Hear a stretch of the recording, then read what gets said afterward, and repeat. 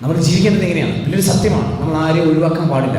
പക്ഷെ സഭ എന്ന് പറയുമ്പോൾ ക്രിസ്തുവിൻ്റെ ശരീരമാണ്. ക്രിസ്തുവിൻ്റെ പ്രതിപുരുഷനായ വൈദികനെ നമ്മൾ ആദരിക്കണം, ബഹുമാനിക്കണം. അതിലൂടെ അഭിഷേകം ഉണ്ടാവും. നമ്മുടെ ഇടവകയിലുള്ള വികാരിച്ചതിനോട് നമ്മൾ വിധേയപ്പെട്ടിരിക്കണം. തൊട്ടടുത്ത ഇടവകയിൽ വികാരിച്ചതല്ല നമ്മുടെ വീട് വെച്ചിരിക്കേണ്ടത്. നമ്മുടെ വീട് വെച്ചിരിക്കേണ്ടതും നമ്മൾ അനുഗ്രഹിക്കേണ്ടതും നമ്മുടെ വികാരിച്ചനാണ്. കാരണം കുടുംബത്തിലെ കാരണവർ കൈവച്ചാൽ മാത്രമേ മക്കൾക്ക് അനുഭവം ഉണ്ടാവുള്ളൂ. സഭ ഏൽപ്പിച്ചിരിക്കുന്ന അഭിഷേകത്തിന് നമ്മൾ ബഹുമാനിക്കണം. ഇനി നമുക്ക് മൂന്നാമത്തെ ശരീരത്തിലേക്കൊന്ന് വരാം. പക്ഷെ അതിനു മുമ്പ് അതേത് ശരീരമാണ്? ദിവികാരം. അപ്പൊ 4 ശരീരത്തെക്കുറിച്ച് പറഞ്ഞാൽ: 1 മനുഷ്യ ശരീരം, 2 ഉദിത ശരീരം, 3 ദിവികാരം, 4 മിസ്റ്റിക്കൽ ബോഡി അല്ലെങ്കിൽ മൗതിക ശരീരം. ഈ മൂന്നാമത്തെ ശരീരത്തെക്കുറിച്ച് പറഞ്ഞുകൊണ്ട് നമുക്ക് ഈ ചിന്ത അവസാനിപ്പിക്കാം. ഇന്നത്തെ വചനം നമ്മൾ ശ്രമിച്ചു കേട്ടോ. ഞാൻ സ്വർഗം ഇറങ്ങിയ ജീവനുള്ള അപ്പമാണ്. ഇത് കേട്ടപ്പോൾ നാട്ടുകാരെന്താ പറഞ്ഞ? അന്നത്തെ എന്താണ്? ഈ വചനം കഠിനമാണ്. കാരണം അന്നത്തെ കാലഘട്ടത്തിൽ ആ ജനങ്ങളൊക്കെ അവർക്കറിയാം ഈ മനുഷ്യ ശരീരവും രക്തവും ഈ മനുഷ്യനെ ഭക്ഷിക്കുന്ന ആൾക്കാർ നരഭോജികളാണ്. ഇവന്റെ അപ്പൻ ജോസഫ് അല്ലേ, ഇവന്റെ അമ്മ മേരിയല്ലേ, ഇവനെങ്ങനെ സ്വന്തം ശരീരത്തിൽ നമുക്ക് ഭക്ഷണമായിട്ട് നൽകാൻ പറ്റും? ഞാൻ സ്വർഗം നിറങ്ങിയ ജീവനുള്ള അപ്പമാണ്. ഈ ഇപ്പം ഭക്ഷിക്കുകയും പാലിക്കുകയും നിത്യജീവനുള്ളത് വിശ്വ പഠിപ്പിക്കുകയാണ്. ഒരു സംശയം ചോദിച്ചോട്ടെ, ഈ മുല്ലക്കര ദേവസാറിന്റെ ക്ലാസ്സുകൾ കൂടിയിട്ടുണ്ടോ? കേട്ടിട്ടുണ്ടോ? ഞാൻ കേൾക്കാൻ പോകേണ്ട കാര്യമില്ല, അറിഞ്ഞു. അദ്ദേഹം പഠിപ്പിക്കുന്ന ഒരു കാര്യം നമുക്കറിയാം, സഭയോട് ചേർന്ന് പ്രവർത്തിക്കുന്ന ഒരു മനുഷ്യനായിരുന്നു. പക്ഷെ പഠിപ്പിച്ച് സഭയ്ക്കെതിരായി അദ്ദേഹം പ്രവർത്തിക്കാൻ തുടങ്ങി. അദ്ദേഹം ചോദിക്കുന്ന ചോദ്യം ഇതാണ്: ഈശോ പറഞ്ഞു ഞാനാണ് വാതിൽ. ഈശോ വാതിലായിരുന്നു. ഈശോ പറഞ്ഞു ഞാൻ ലോകത്തിന്റെ പ്രകാശമാണ്. ഈശോ വല്ല തീകോളമായിരുന്നു. ഞാൻ മുന്തിരിച്ചെടിയാന്ന് പറഞ്ഞപ്പോൾ ഈശോ മുന്തിരിച്ചെടിയായിരുന്നോ? ആയിരുന്നോ? എന്ത് മിണ്ടാത്ത? ഈശോ ആട്ടിടനാണോ? അല്ല, ഞാൻ ഇടയനാണെന്ന് പറഞ്ഞപ്പോൾ ഈശോ ആട്ടിടയനായിരുന്നോ? അല്ല, അത് വെറും പ്രതീകമല്ലേ? ഈശോ പറയാണ് ഞാൻ സ്വർഗ്ഗം നിറങ്ങിയ ജീവനുള്ള അപ്പമാണെന്ന് പറഞ്ഞപ്പോ അത് വെറും പ്രതീകമല്ലേ? ഈശോ അപ്പമായിരുന്ന ഈശോ വാതിലാണെന്ന് പറഞ്ഞ വാതിലല്ലോ. പ്രകാശമാണെന്ന് പറഞ്ഞ ഈശോ തീകോളമായിരുന്നല്ലോ. മുന്തിരിച്ചെടിയാന്ന് പറഞ്ഞപ്പോ ഈശോ മുന്തിരിച്ചെടിയായിരുന്നല്ലോ. അപ്പൊ പിന്നെ തീർച്ചയായിട്ടും ശരിയല്ലേ? ഞാൻ ജീവന്റെ അപ്പമാണെന്ന് പറഞ്ഞപ്പോ ഈശോ അപ്പമായിരുന്നോ? അത് വെറും പ്രതീകമല്ലേ? അല്ലേ? ആരാ പറഞ്ഞേ?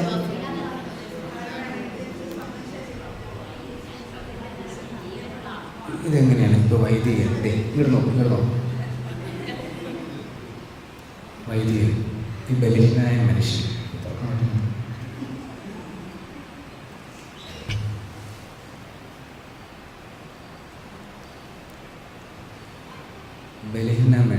ഈ ഗോതമ്പപ്പം ഉയർത്തിയിട്ട് പറയുകയാണ് ഇതെൻ്റെ ശരീരമാണ്, രക്തമാണെന്ന് പറയുമ്പോൾ ഇതിന് നിറം മാറുന്നുണ്ടോ? ഇതിൻ്റെ മണം മാറുന്നുണ്ടോ? ഇതിൻ്റെ ടേസ്റ്റ് മാറുന്നുണ്ടോ? ഈശോ പറയാണ് ഞാൻ ജീവന്റെ അപ്പമാണെന്ന് പറഞ്ഞ സമയത്ത് അത് പ്രതീകം തന്നെയാണേ അല്ലെന്നാണ് അമ്മച്ചി പറയുന്നത്.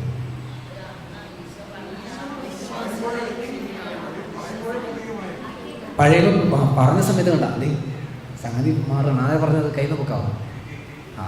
പുറകിൽ നിന്ന് ഒരാൾ പറയാണ് ഈശോ പറഞ്ഞപ്പോൾ അത് പ്രതീകമായിരുന്നു. നമുക്ക് നോക്കാം. ഈശോ പറഞ്ഞെങ്ങനെയാണ്? നിങ്ങൾ മനുഷ്യപുത്രന്റെ ശരീരം ഭക്ഷിക്കുകയും രക്തം പാനം ചെയ്യുന്നില്ലെങ്കിൽ നിങ്ങൾക്ക് ജീവൻ ഉണ്ടായിരിക്കില്ല. എൻ്റെ ശരീരം ഭക്ഷിക്കുകയും എൻ്റെ രക്തം പാനം ചെയ്യുന്ന നിത്യജീവനുണ്ട്. അവസാന ദിവസം ഞാൻ അവനെ ഉയർപ്പിക്കും. എന്നാൽ എൻ്റെ ശരീരം യഥാർത്ഥ ഭക്ഷണമാണ്, എൻ്റെ രക്തം യഥാർത്ഥ പാനീയമാണ്. അപ്പൊ ഈശോ പറഞ്ഞ സമയത്ത് പ്രതീകമായിട്ടാണോ പറയണേ? ആണോ? പൊക്കിയാളെ കൈ പൊക്കിയാള് ആണോ? അങ്ങനെയാണോ പറഞ്ഞേ? പ്രതീകമായിട്ടാണ് പറഞ്ഞത്. ഇത് എന്റെ ശരീരമാണ്, രക്തമാണെന്ന് പറഞ്ഞ സമയത്ത് ഇത് ഈ ആട് വാതിൽ എന്നൊക്കെ പറഞ്ഞ പോലെയാണോ ഈശോ പറഞ്ഞ? അല്ല, യാഥാർത്ഥ്യമായിരുന്നു. പക്ഷെ ഈശോ ചുമ്മാ പറഞ്ഞതല്ല. ഈശോ ഇതിനു വേണ്ടി ജനങ്ങളെ ഒരുക്കുന്നുണ്ട്. ഈശോയുടെ ജീവിതത്തിൽ ഈശോ ആരാന്നറിയുന്നുണ്ടെങ്കിൽ യഥാർത്ഥത്തിൽ ഈശോ ആരാന്നുണ്ടെങ്കിൽ 7 അധ്യായമുള്ളവനാണ് ഈശോ എന്ന് പറയുന്നത്. 7 അധ്യായം. ഒന്നാമത്തെ അധികാരം എന്നറിയാമോ?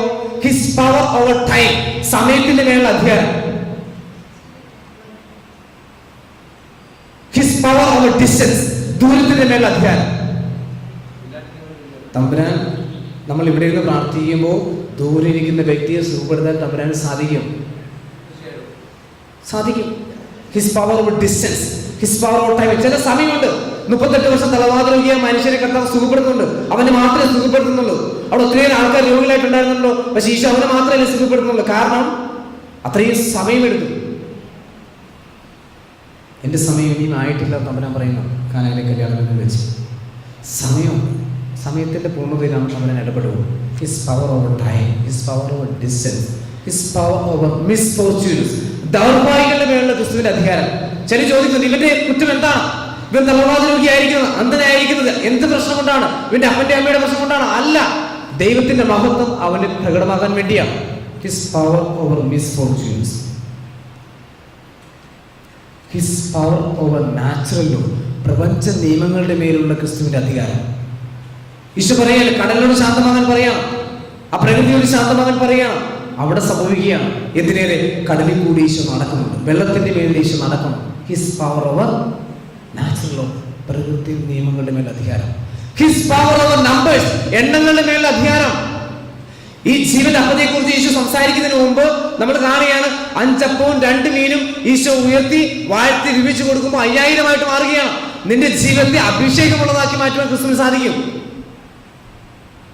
കാനായിലെ കല്യാണ വീട്ടിൽ സംഭവിക്കുന്നില്ലേ? എന്താ സംഭവിക്കുന്നത്? വെള്ളം വീഞ്ഞാക്കി മാറ്റുകയാണ്. ഹിസ് പവർ ഓവർ ക്വാളിറ്റി, വീര്യമുള്ളതാക്കി മാറ്റും. ക്വാളിറ്റി, ഗുണത്തിന്റെ മേലുള്ള അധികാരം. ഹിസ് പവർ ഓവർ ക്വാളിറ്റി, ഗുണത്തിന്റെ മേലുള്ള അധികാരം. നിന്റെ ജീവിതത്തിൽ വീര്യം നഷ്ടപ്പെട്ടുണ്ട്, പ്രാർത്ഥനാ ജീവിതത്തിലേക്ക് അഭിഷേകമില്ല, നഷ്ടപ്പെട്ടു പോകണമെങ്കിൽ തമ്പുരാൻ അത് വീര്യമുള്ളതാക്കി മാറ്റാൻ പറ്റും. എണ്ണങ്ങളുടെ മേലുള്ള അധികാരം തമ്പുരാൻ എണ്ണമുള്ളതാക്കി മാറ്റാൻ സാധിക്കും. His power over life and death, ജീവന്റെ മേലും മരണത്തിന്റെ മേലുള്ള അധികാരം. ലാസറിന്റെ കുഴിമാടത്തിൽ നിന്നുകൊണ്ട് ഈശോ കരഞ്ഞത് എന്തുകൊണ്ടാണെന്നറിയോ? എന്തുകൊണ്ടാണ് ഈശോ കരഞ്ഞത്? വചനം പറയും, ചെറിയൊരു വചനം, അവൻ കരഞ്ഞു എന്നുള്ള. എന്തുകൊണ്ടാണ് ലാസറിന്റെ കുഴിമാടത്തിൽ നിന്നുകൊണ്ട് ഈശോ കരയുന്നത്? ഈശോ ലാസറിനെ ഒത്തിരി സ്നേഹിച്ചിരുന്നു, ശരിയാണ്. ഇന്ന് സമയം കിട്ടുമ്പോൾ യോഹന്നാന്റെ സുവിശേഷം 11 വായിക്കണം. അവൻ നെടുവിൽപ്പെടുന്നത് അസ്വസ്ഥനാവുന്നുണ്ട്. ഈ ഏതാനും നിമിഷങ്ങൾക്കുള്ളിൽ മരിച്ചുപോയതിനെ ഉയർപ്പിക്കാൻ പോകുന്ന തമ്പുരാൻ കരയും. നമ്മൾ ആരെങ്കിലും കരയും? ബുദ്ധിയുള്ളവർ കരയും. ഏതാനും നിമിഷങ്ങൾക്കുള്ളിൽ മരിച്ചുപോയതിനെ ജീവനിലേക്ക് കൊണ്ടുപോകാൻ പോകുന്നവൻ കരയേണ്ട ആവശ്യമൊന്നുമില്ല. നാട്ടുകാരെ പറയുന്നത് അവൻ തീർച്ചയായിട്ടും അവൻ ലാസറിനെ എന്തൊരു സ്നേഹിച്ചിരുന്നറിയോ? അതുകൊണ്ടൊന്നും അല്ല കർത്താവ് കരഞ്ഞത്. കർത്താവ് കരഞ്ഞത് തമ്പുരാൻ അവരുടെ ജീവിതത്തിൽ ശക്തമായ ഒത്തിരിയേറെ അത്ഭുതങ്ങൾ അടയാളങ്ങളും നടത്തിയിരുന്നു. എന്നിട്ടും ആ ജനം ക്രിസ്തുവിൽ വിശ്വസിച്ചിരുന്നില്ല. അവരുടെ വിശ്വാസമില്ലായ്മ കണ്ടതുകൊണ്ടാണ് ക്രിസ്തു ഈ ഉദ്ധിതനായ ജീവനിലേക്ക് കൊണ്ടുവന്ന ലാസറിന്റെ കുഴിമാടത്തിൽ നിന്ന് കരയുന്നു. എന്നെയും നിങ്ങളെ ഓർത്ത് ഈ ബലിവേദിയിൽ കരയുന്ന ഒരു തമ്പുരാനുണ്ട്. വിശ്വാസരാഹിത്യം ഉണ്ടെന്നുണ്ടെങ്കിൽ ആ തമ്പുരാൻ കരയും. കാരണം അവനൊരു ഹൃദയമുണ്ട്. ആ ഹൃദയത്തിൽ ഒരു മുറിപ്പാടുണ്ടെന്നുള്ളതാണ്. ആ മുറിപ്പാട് എനിക്ക് നിനക്കും വേണ്ടി ഉണ്ടായെന്നുള്ളതാണ്. ആ ഹൃദയം തുടിക്കുന്ന ഹൃദയമാണ്. എനിക്ക് നിന്നെ കുറിച്ചുള്ള സ്നേഹത്തിന്റെ ആഴത്തിൽ നിന്നുകൊണ്ട് ആ ഹൃദയം തുടിക്കുന്നത്. ഈ ഹൃദയത്തെ പ്രിയമുള്ളവരെ ഈ അപ്പത്തിൽ കാണാൻ പറ്റണം. നമുക്ക് ദിവ്യാനത്തിലേക്ക് വീണ്ടും വരാം. ഈ ബലഹീനമായ മനുഷ്യൻ ഉയർത്തിപ്പിടിക്കുകയാണ്. ഇതെന്റെ ശരീരമാണ്, രക്തമാണെന്നൊക്കെ പറയുമ്പോൾ ഇത് ഈശോയുടെ ശരീരം രക്തമായിട്ട് മാറുന്നത് കാണാൻ പറ്റുമോ? ഒരിക്കലും അൽഫോൻസ് ലിഗോരിക്ക് പരിശുദ്ധമ്മ പ്രത്യക്ഷപ്പെട്ടു. കഴിഞ്ഞപ്പോൾ അൽഫോൻസ് ലിഗോരി പരിശുദ്ധമ്മയോട് പറയാണ്, അമ്മേ ഞാൻ പറയാൻ പോകുന്ന കാര്യം ഒരു പക്ഷെ നിന്നെ അസൂയ ഉളവാക്കാം. അമ്മ ചോദിച്ചു, എന്നിൽ അസൂയ ഉളവാക്കുന്ന എന്ത് കാര്യം നീ പറയാൻ വേണം? പരിശുദ്ധമ്മേ, നീ ഒരിക്കൽ മാത്രമല്ലേ ക്രിസ്തുവിന് ജന്മം കൊടുത്തിട്ടുള്ളൂ? അതെ, പക്ഷെ ഒരു വൈദികനാവട്ടെ, അവൻ ആഗ്രഹിക്കുന്ന നിമിഷങ്ങളിൽ ക്രിസ്തു അവന്റെ കരങ്ങളിൽ ജന്മപ്പെടും. ഫ്രാൻസിസ് അസീസി അദ്ദേഹം പറഞ്ഞാണ്, പരിശുദ്ധമ്മയും ഒരു വൈദികനും കടന്നു ഞാൻ ഓടിച്ചെന്ന് വൈദികന്റെ കരങ്ങളാണ് ഞാൻ ആദ്യം ചുംബിക്കുന്നത്. അത് വൈദികന്റെ യോഗ്യതയൊന്നുമല്ല, ദൈവം കൊടുത്തിരിക്കുന്ന പൗരത്വത്തിന്റെ അധികാരമാണ്. ചിലപ്പോൾ കുമ്പസാരിക്കാനൊക്കെ മടിയാണ്. കാരണം കൊച്ചച്ഛനാണ് വിചാരിച്ചതെന്നൊക്കെ നോക്കിയാൽ നമ്മളൊരു ബാങ്കിലേക്ക് ചെന്ന് കഴിഞ്ഞാൽ അവിടെ ക്യാഷ് ഇരിപ്പുണ്ട്. 1 കോടി രൂപ ചെക്ക് മാറുന്നുണ്ടെങ്കിൽ ആ മനുഷ്യൻ കുളിച്ചിട്ടില്ല, നാക്ക് പഠിച്ചിട്ടില്ല, അലസമായിട്ടാണ് ഇരിക്കുന്നത്. നിങ്ങൾ 1 കോടി ചെക്കുമായിട്ട് ചെന്നിട്ട് ആ പുള്ളി കുളിച്ചിട്ടില്ല എന്ന് പറഞ്ഞ് ഇങ്ങോട്ട് പോരുമോ? ഇല്ല. ചെക്ക് കൊടുത്ത് പൈസ വാങ്ങിച്ചിട്ട് പോലും. അത് അയാൾക്ക് ആ അധികാരികൾ കൊടുത്തിരിക്കുന്ന അധികാരമാണ്. പ്രിയമുള്ളവരെ, കുമ്പസാരക്കൂട്, അവിടെ ആ കുമ്പസാരക്കൂടിനുള്ളിൽ ഒരു വൈദികനും കുമ്പസാരക്കൂടിന് പുറത്ത് അനുദമിക്കുന്ന പാപിയുണ്ടെങ്കിൽ ആ സ്വർഗത്തിലേക്കുള്ള കവാടമായി മാറും. കൃപയൊഴുകുന്ന ഇടമാണ് കുമ്പസാരക്കൂട്. വലിയ അഭിഷേകത്തിന്റെ നിറമാണ് അവിടെ സംഭവിക്കുന്നത്. പ്രിയമുള്ള ആ വൈദികന് തന്നെ ദൈവം കൊടുത്തിരിക്കുന്ന വലിയൊരു അധികാരമാണ്. കാരണം ഇവിടെ ഞാൻ നിൽക്കുമ്പോൾ നിങ്ങൾ ആരെയാണ് ഇവിടെ കാണുന്നത്? ഞാൻ ആരെന്നാണ് നിങ്ങൾ പറയുന്നത്? ആരാണ്? ശ്രദ്ധിച്ചു. ഇവിടെ ഈ അപ്പം പല ടൈപ്പ് അപ്പമുണ്ട്. ഉണ്ണിയപ്പമുണ്ട്, വെള്ളയപ്പമുണ്ട്, വട്ടയപ്പമുണ്ട്, ഇനി ഏതെങ്കിലും അപ്പം ഉണ്ടോ? പാലപ്പം, പോട്ടെ. ഈ അപ്പമൊക്കെ ഉണ്ട്. ഈ അപ്പത്തെ അപ്പമാക്കി തീർക്കുന്ന എന്തൊരു സാധനമുണ്ട്. ഇവിടെ പൂവിരിപ്പാണ്. പല ടൈപ്പും ഉണ്ടാവും. ജമന്തി പൂ, റോസപ്പൂവും, അല്ലേ? പല പൂവുകൾ. പക്ഷേ ഈ പൂവുകളെ പൂവാക്കി തീർക്കുന്ന എന്തൊരു സാധനമുണ്ട്. ആരാ പറഞ്ഞ? പറഞ്ഞ് മനസ്സിലായോ? ഈ അപ്പം ഉണ്ണിയപ്പം, പാലപ്പം, വെള്ളയപ്പം, പല അപ്പം ഉണ്ടെന്നുണ്ടെങ്കിലും ഇത് ഗോതമ്പപ്പമാണ്. ഈ അപ്പത്തെ ഗോതമ്പപ്പമാക്കി തീർക്കുന്ന എന്തോ ഒന്നുണ്ട്. എന്താണത്? അദ്ദേഹം പറഞ്ഞതാണ് സത്ത. സത്ത. ശ്രദ്ധിച്ചേ, മനുഷ്യനെ മനുഷ്യനാക്കി തീർക്കുന്ന എന്താണ്? മനുഷ്യനെ മനുഷ്യനാക്കി തീർക്കുന്ന എന്താണ്? ആ മനുഷ്യത്വം, ആ ത്വം മനസ്സിലായോ? അപ്പൊ പൂവിനെ പൂവാക്കി തീർക്കുന്ന എന്താണ്? പൂവത്വം. ഏതാണല്ലോ? അങ്ങനെയാണെന്നുണ്ടെങ്കിൽ എന്തിന്റെ സത്ത? ആ സത്തയാണ് അവനാക്കി തീർക്കുക. മനുഷ്യനെ മനുഷ്യനാക്കി തീർക്കുന്നത് മനുഷ്യത്വം. ഇത് കാണാൻ പറ്റുമോ? പിന്നെ എങ്ങനെയാ നമ്മൾ അറിയണേ? എങ്ങനെയാ നമ്മൾ അറിയണേ? വിശ്വാസത്തിലൂടെയാണ്. ആ അനുഭവിച്ചാണ് അറിയുന്നത്. അനുഭവിച്ചാണ് അറിയുന്നത്. ഇനി ശ്രദ്ധിക്കണം, ബലഹീനനായ മനുഷ്യൻ ഈ അപ്പം ഉയർത്തിക്കൊണ്ട് പറയുകയാണ്, പൗരത്തിന് അധികാരം ഉപയോഗിച്ച് പരിശുദ്ധാത്മാവിന്റെ നിറവിൽ നിന്നുകൊണ്ട് പറയുകയാണ്, ഇതിന്റെ ശരീരമാകുന്ന രക്തമാകുന്ന പറയുമ്പോൾ ഈ അപ്പത്തിന്റെ രൂപം മാറുന്നുണ്ടോ? ടേസ്റ്റ് മാറുന്നുണ്ടോ? കളർ മാറുന്നുണ്ടോ? പിന്നെ എന്താണ് മാറുന്നത്? സത്ത. സത്ത, സബ്സ്റ്റൻസ്. ഞങ്ങൾ വൈദികരാകുന്നതിന് മുമ്പ് തിയോളജി ക്ലാസ്സിൽ ഏകദേശം 3 മാസത്തോളം വിശുദ്ധ കുർബാനയെ കുറിച്ച് ഞങ്ങൾ പഠിപ്പിക്കും. ഈ ഒരു മാറ്റത്തിന് പറയുന്ന ഒരു പേരുണ്ട്. എന്താണെന്നറിയാമോ? ട്രാൻസ്സബ്സ്റ്റാൻസിയേഷൻ എന്ന് പറഞ്ഞേ.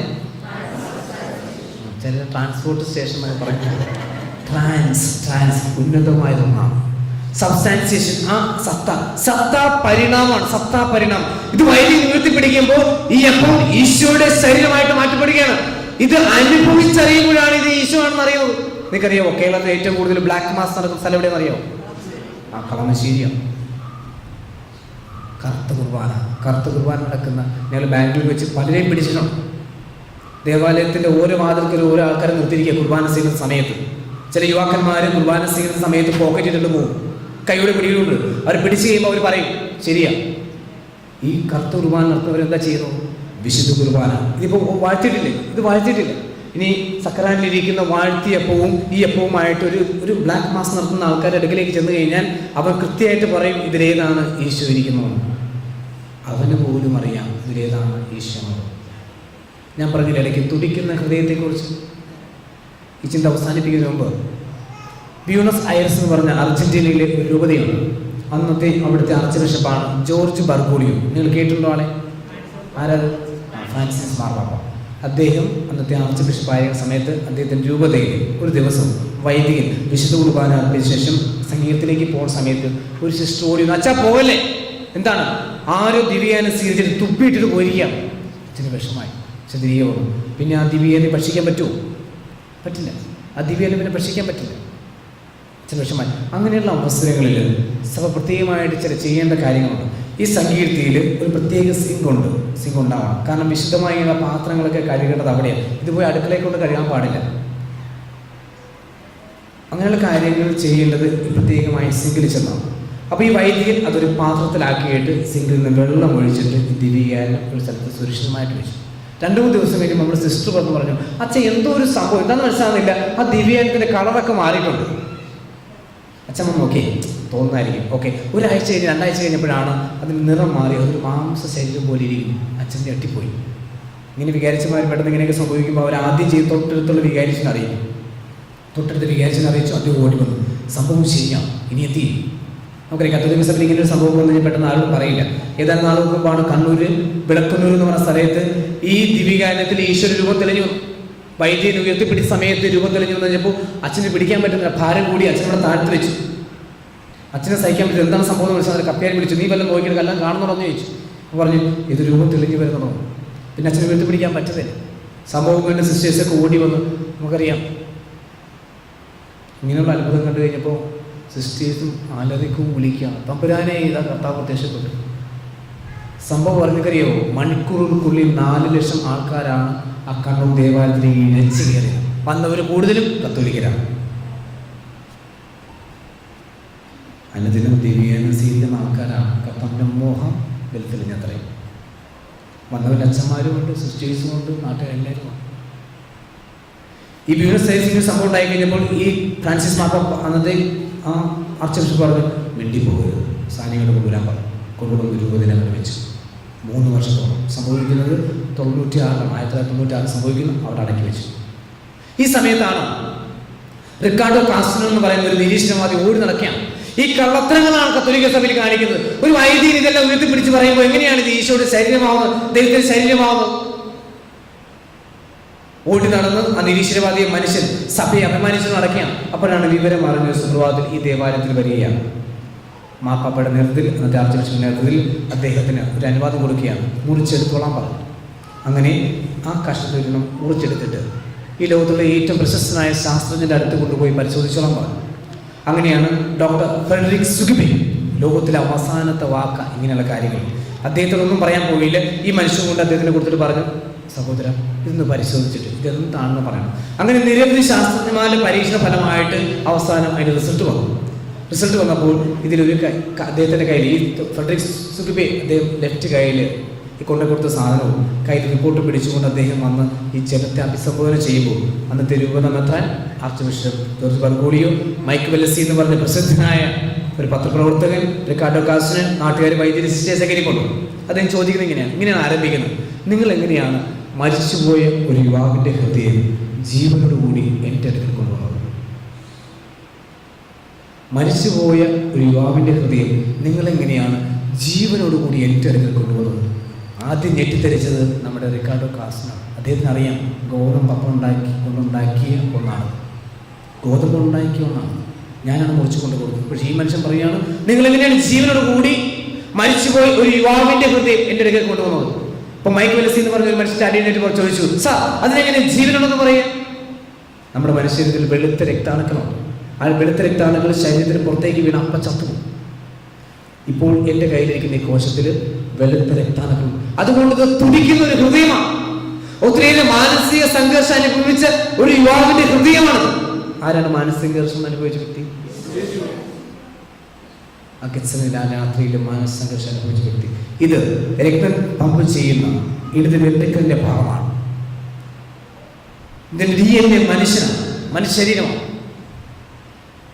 രക്തഗ്രൂപ്പ് AB-യാണ്. ഒത്തിരിയേറെ കാര്യങ്ങൾ ഈ മനുഷ്യൻ ഇതുമായിട്ട് ബന്ധപ്പെട്ട് പറയാം. അപ്പോൾ റിക്കാർഡോ കാസ്റ്റിൻ ചോദിച്ചു, സാർ ഐ വോണ്ട് ബിലീവ്, ഞാനിത് വിശ്വസിക്കുകയില്ല. ഇതെങ്ങനെ മനുഷ്യ ശരീരമാണെന്നത്? ഇതെങ്ങനെ മനുഷ്യന്റെ ഹൃദയമാണെന്നത്? ഇത് ഗോതമ്പ് കൊണ്ടുണ്ടാക്കിയൊന്നല്ലേ?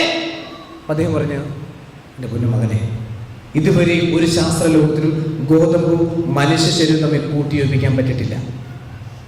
It is impossible. ഇത് ഞാൻ തറപ്പിച്ച് പറയാം, എൻ്റെ ഇത്രയും നാളത്തെ ജീവിതത്തിൽ ഞാൻ ആദ്യമായിട്ടാണ് ഇങ്ങനെ ഒരു പരീക്ഷണം നടത്തുന്നത്. ഇത് മനുഷ്യ ശരീരമാണ്, മനുഷ്യന്റെ ഹൃദയമാണ്, ജീവനുള്ള ഹൃദയമാണ്, തുടിക്കുന്ന ഹൃദയമാണ്.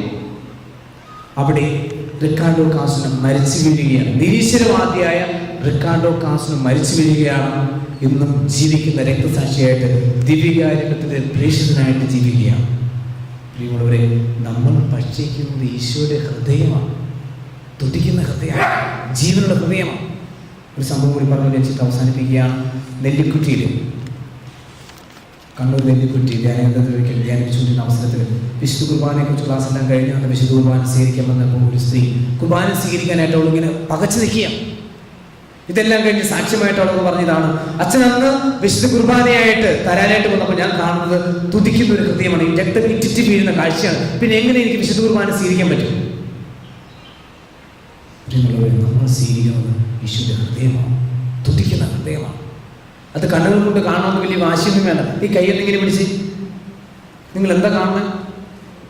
വിരല്, ചെറിയ വിരലാണെന്ന് മാത്രം. പക്ഷേ ശാസ്ത്രലോകത്തിന്റെ കയ്യിലേക്ക് ഒരു മൈക്രോസ്കോപ്പ് കൊടുത്തിട്ട് ഈ വിരലിലേക്ക് നോക്കാൻ പറഞ്ഞു കഴിഞ്ഞാൽ കോടാനുകൂടി ജീവനുള്ള രോമാണുക്കളെ കാണാൻ പറ്റും. ഒന്ന് തുമ്മിയാൽ മതി, ഈ പ്രദേശം മൊത്തം ജീവനുള്ള ആൾക്കാർ കൂടി നടക്കുന്നത് കാണാൻ പറ്റും. ഈ കണ്ണിന് അത്രയുള്ള കപ്പാസിറ്റി ഉള്ളൂ. പക്ഷേ ആത്മാവിൻ്റെ കണ്ണുകൾ തുറന്നു കഴിഞ്ഞാൽ കാണുന്ന കാഴ്ച സ്വർഗീയ മാലാഖമാരും പരിശുദ്ധരേക്ക് ബലിവേദിയിൽ നിൽക്കുകയാണ്. ഭയഭക്തിയോട് നിൽക്കുക. ഈ അത്താരയിൽ വൈദികനോട് ചേർന്ന് നിൽക്കുന്നത് പരിശുദ്ധ അമ്മയാണ്. ഈ കാഴ്ചകളൊക്കെ കാണുന്നുണ്ടെങ്കിൽ നമ്മുടെ ആത്മാവിന്റെ കണ്ണുകൾ തുറക്കപ്പെടണം. മ്ലാനവരും ദുഃഖിതരുമാണെന്നുണ്ടെങ്കിൽ ഓർക്കുക, ദിവ്യനെ സ്വീകരിച്ചു കഴിയുമ്പോൾ നമ്മുടെ കണ്ണുകൾ തുറക്കപ്പെടും. എമ്മൗസിലേക്ക് ശിഷ്യന്മാര് പിന്നീട് ഈശോയെ കാണുന്നില്ല. ഈശോ എവിടെ പോയി? ഈശോയുടെ ജീവിതത്തിന്റെ ഭാഗമായി മാറി. ഈ ബലിവേദിയിൽ നിന്ന് കൃപ സ്വീകരിച്ചുകൊണ്ട് വേണം നിങ്ങൾ തിരിച്ചു പോകാൻ. അനേകാര്യങ്ങൾക്ക് അഭിഷേകമായിട്ട് നമ്മുടെ ജീവിതം മാറ്റപ്പെടണം. ഈ വിശുദ്ധ കുർബാനയിൽ കേന്ദ്രീകൃതമായ ജീവിതമാണ് നമുക്ക് വേണ്ടത്. ഇവിടെ നമ്മുടെ മുറിവുകളെ സുഖപ്പെടുത്തുന്ന ദൈവം, നമ്മളെ ആശ്വസിക്കുന്ന ദൈവം, നമ്മളെ താങ്ങി പിടിച്ച് ഓരോ നിമിഷവും ബലപ്പെടുത്തുന്ന ദൈവം, നിന്റെ ബലഹീനതയിൽ നിന്നെ ശക്തിപ്പെടുത്തുന്ന ദൈവം ഈ ബലിവേദിയിൽ വിശുദ്ധ കുർബാനയായിട്ട് ദിവ്യകാര്യമായിട്ട് കടന്നു വരികയാണ്. നമുക്ക് നിമിഷം കണ്ണുകളടയ്ക്കാം. യഥാർത്ഥ ശരീരമായ യഥാർത്ഥ പ്രശ്നമായ ഈശോയുടെ ശരീരം രക്തവും ഭക്ഷിക്കുന്നത് മാത്രമേ നമുക്ക് ജീവൻ ഉണ്ടാവുകയുള്ളൂ.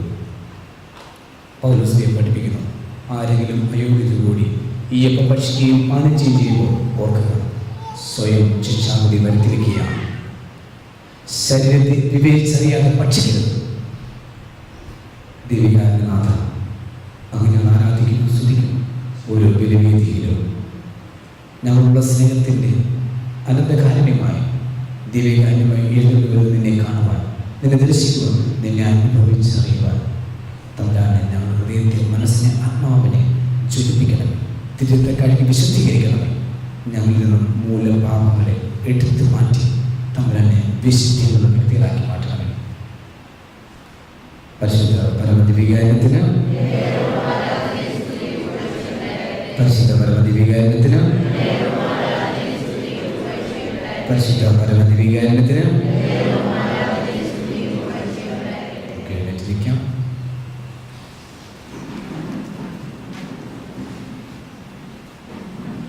നമുക്കെല്ലാവർക്കും സന്തോഷത്തോടും ഭക്തിയോടും കൂടെ നിന്ന് കർത്താവേ നിന്നോട് ഞങ്ങൾ അപേക്ഷിക്കുന്നു എന്ന് പ്രാർത്ഥിക്കാം. ഇവൻ എന്റെ പ്രിയപുത്രനാകുന്നുവെന്ന് പിതാവിനെ സാക്ഷി ലഭിച്ചിരിക്കുന്നതായി കർത്താവ് ദൈവവുമായി നീ ഏറ്റുപറയുവാൻ നിന്റെ സഭയെ അനുഗ്രഹിക്കണമെന്ന്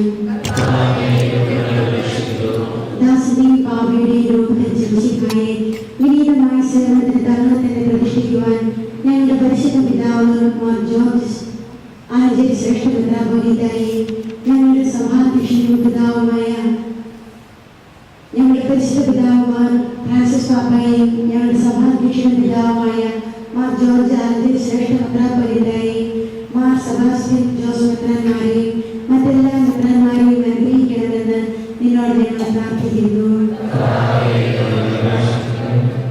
യോഹന്നാനെ മാമോദീസ സ്വീകരിച്ചുകൊണ്ട് സകല നീതിയും പൂർത്തിയാക്കിയ മിശിഹായെ ഞങ്ങൾക്ക് നൽകപ്പെട്ട പുത്രസ്വീകരണത്തിന്റെ അനുഭൂതിയിൽ അയൽക്കാരെ സ്നേഹിക്കുവാനും ദുഃഖിതരെ ആശ്വസിപ്പിക്കുവാനും ഞങ്ങളെ ശക്തരാക്കണമെന്ന് നിന്നോട് ഞങ്ങൾ പ്രാർത്ഥിക്കുന്നു. ഒരു കർത്താവും ഒരു വിശ്വാസവും ഒരു മാമോദീസായും ഏറ്റുപറഞ്ഞുകൊണ്ട് എല്ലാ ക്രിസ്തീയ സഭാ വിഭാഗങ്ങളും ഒന്നായി തീരുവാൻ ഇടയാക്കണമെന്ന് നിന്റെ മുന്നോടിയായ യോഹന്നാനെ പോലെ ഞങ്ങൾ സത്യത്തിന്റെ സാക്ഷികളും പരിത്യാഗത്തിന്റെ മാതൃകകളുമായി തീരുവാൻ അനുഗ്രഹിക്കണമെന്ന് നമുക്കെല്ലാവർക്കും നമ്മെ നാം ഓരോരുത്തരെയും പിതാവിനും പുത്രനും പരിശുദ്ധാത്മാവിനും സമർപ്പിക്കാം. നമുക്കറിയാം, ചെവി വൃത്തികെട്ട വസ്തുവാണ്. ആ ചെവിയെ തമ്പുരാൻ തൊട്ട് അന്തന്റെ മുഖത്ത് ചേർത്ത് വയ്ക്കുമ്പോൾ അവന് കാഴ്ച ലഭിക്കുകയാണ്. ചെവിയുടെ പ്രത്യേകതയല്ല, മറിച്ച് തമ്പുരാൻ ആ ചെവിയിൽ തൊട്ടതുകൊണ്ടാണ്. തമ്പുരാൻ തൊടുന്ന വസ്തുവും വ്യക്തിയും എന്ന് വിശുദ്ധമായിട്ടുള്ളൂ. നമ്മുടെ കുറവുള്ളവരാണ്, ബലഹീനതയുള്ളവരാണ്. പക്ഷെ തമ്പുരാൻ തൊട്ട് കഴിഞ്ഞാൽ അത് അഭിഷിക്തമായി മാറും. അഭിഷിക്തൻ്റെ അനുഭവത്തിലേക്ക് കടന്നില്ല. നമുക്ക് പ്രാർത്ഥിക്കാം, പ്രതിപക്ഷം കണ്ണുകളടയ്ക്കാം. നമ്മുടെ കുറവുകളെയും പോരായ്മകളും ബലഹീനതകളെല്ലാം ഈ അപ്പത്തോടും വീടിനോടൊപ്പം ചേർത്ത് വെച്ചുകൊണ്ട് തമ്പുരാൻ ഞങ്ങളുടെ ജീവിതങ്ങളെ വിശുദ്ധീകരിക്കണമെന്ന് പ്രാർത്ഥിക്കുന്നു. കർത്താവേ, ബലവാനേ, അങ്ങയോട് ഞങ്ങൾ വിനീതം പ്രാർത്ഥിക്കുന്നു. അങ്ങയുടെ കൃപാവരെ ഞങ്ങൾ നിറയ്ക്കണമേ. അങ്ങയുടെ ദാനങ്ങളെ പരിശുദ്ധമായി ഞങ്ങളുടെ മേൽ വർഷിക്കണമേ. അങ്ങയുടെ കൃപയും അനുഗ്രഹവും അങ്ങയുടെ കാര്യം തിരഞ്ഞെടുത്ത അങ്ങയുടെ ചിതമായ ജനത്തിന്റെ കടങ്ങൾ പ്രതിക്കും പാപങ്ങളുടെ മോചനത്തിനും കാരണമാകട്ടെ. പിതാവുപുത്രനും പരിശുദ്ധാത്മാവുമായ സർവേശ്വരായ എന്നേക്കും. കർത്താവേ,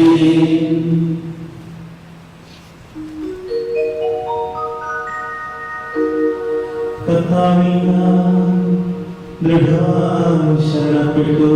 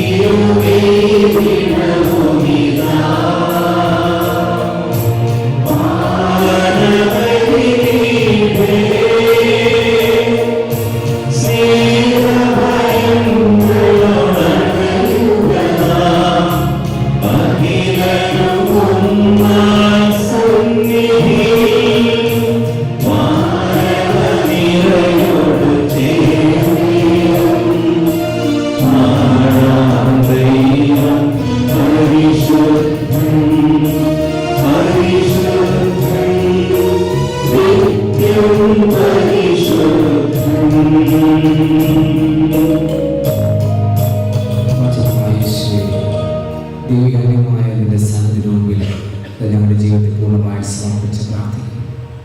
ഞങ്ങളുടെ ആഗ്രഹ അഭിലാഷങ്ങളെ, സ്വപ്നങ്ങളെയും ജീവിതങ്ങളെയും ആകുലതകളെയും സഹനങ്ങളെയും സന്തോഷങ്ങളെല്ലാം സമർപ്പിക്കുന്നു. ഇന്ന് ദിവസം ജന്മദിനമോ മറ്റേതെങ്കിലും തരത്തിലെ വിശേഷ അവസരങ്ങൾ ആഘോഷങ്ങൾ എന്തുണ്ടെങ്കിൽ അവരെല്ലാം ഞങ്ങൾ സമർപ്പിച്ച് പ്രാർത്ഥിക്കുന്നു. ഏറ്റവും പ്രത്യേകിച്ച് ഞങ്ങളുടെ ഈ ധ്യാനത്തിന് നേതൃത്വം കൊടുക്കുന്ന തോമസ് സ്കൂളിൻ്റെയും സഹായികളെയും ഞങ്ങൾ ഓരോരുത്തരെയും സമർപ്പിച്ച് പ്രാർത്ഥിക്കുന്നു. തമ്പുരാനെ ഞങ്ങളെ സ്പർശിക്കുന്നു. ദിവ്യകാരനെ മാത്രം ദർശിക്കുവാൻ ഉൾക്കാഴ്ച നൽകി ഞങ്ങളെ വിശദീകരിക്കണം, അനുഗ്രഹിക്കണം. ഞങ്ങളെ ഓരോരുത്തരും സ്വന്തമാക്കി മാറ്റുന്നു. പിതാവിനും പുത്രനും പരിശുദ്ധാത്മാവിനും സ്തുതി. ദൈവമാതാവായ കന്യാമറിയത്തെയും വിശുദ്ധപിതാവിനെയും ഈ വിശുദ്ധീകരണത്തിൽ നമുക്ക് ഓർക്കാം.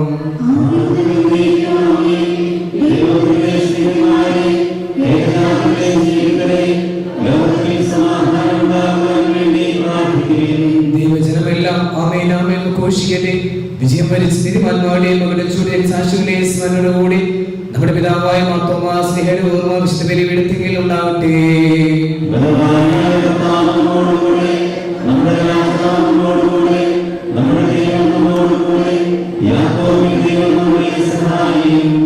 വലിയവരെന്റെ സിദ്ധമായ ഉദ്ധാനം വഴി നീ മഹത്വത്തോടെ ഉയർപ്പിക്കുന്ന പ്രതീക്ഷയിൽ മരിച്ചവരെല്ലാവരും നിദ്ര ചെയ്യുന്നു.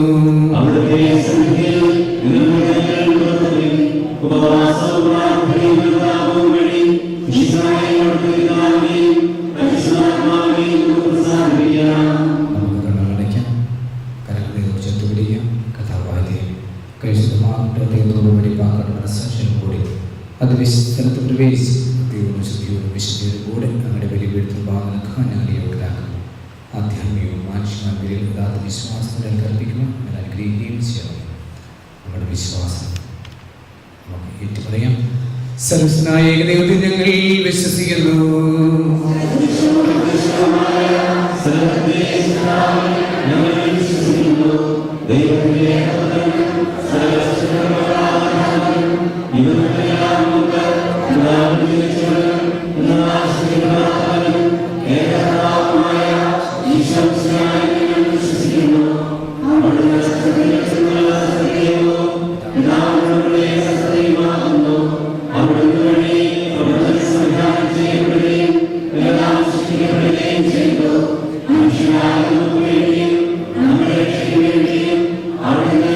ും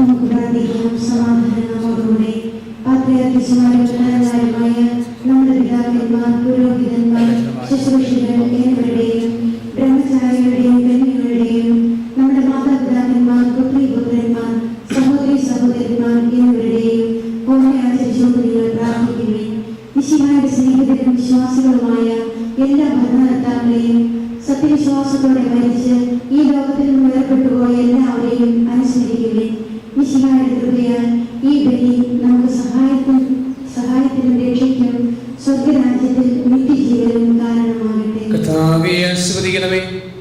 എന്റെ സഹോദരി കുർബാന ഞങ്ങളുടെ കരവഴി പൂർത്തിയാവുവാൻ നിങ്ങൾ ഞങ്ങൾക്ക് വേണ്ടി പ്രാർത്ഥിക്കുകയും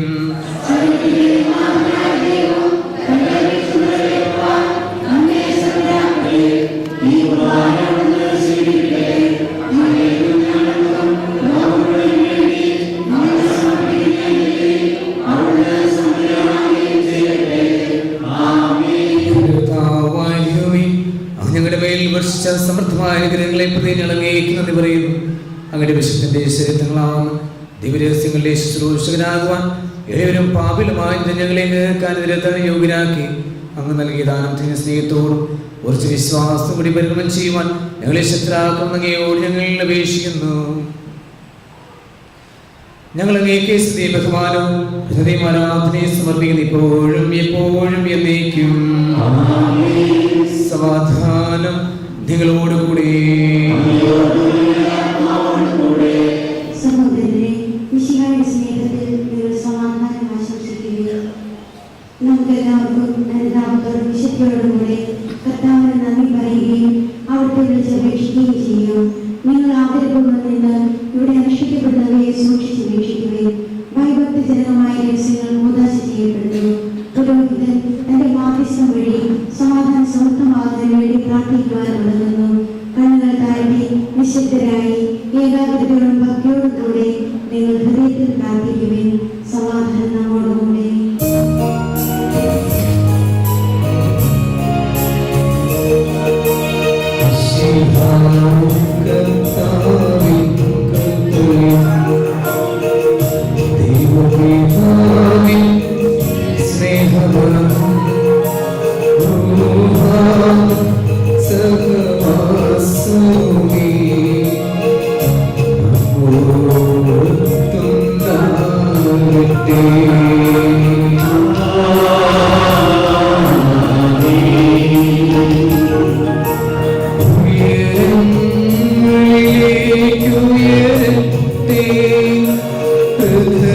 ഹൃദയവികാരം വിചാരങ്ങൾ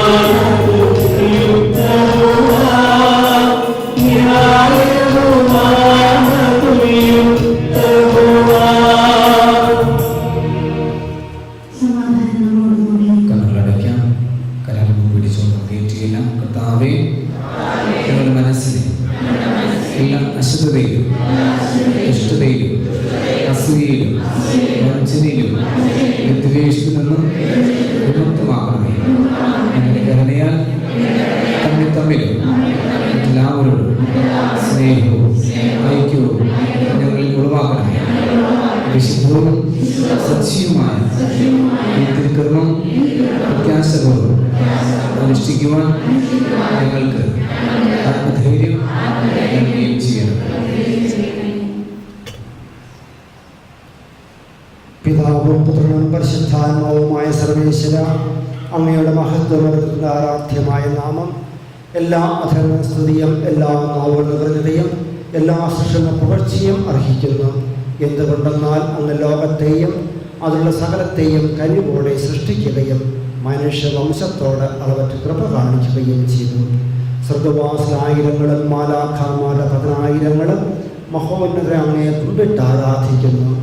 അഗ്നിമയന്മാരും അരൂപികളുമായ സ്വർഗീയ സൈന്യങ്ങൾ അങ്ങയുടെ നാമം പ്രകീർത്തിക്കുന്നു. പരിശുദ്ധരും അരൂപികളുമായ ക്രോവേന്മാർ സാപ്പേന്മാരും ചേർന്ന് നാഥനെ അങ്ങേക്ക് അവർ ആരാധന സമർപ്പിക്കുന്നു.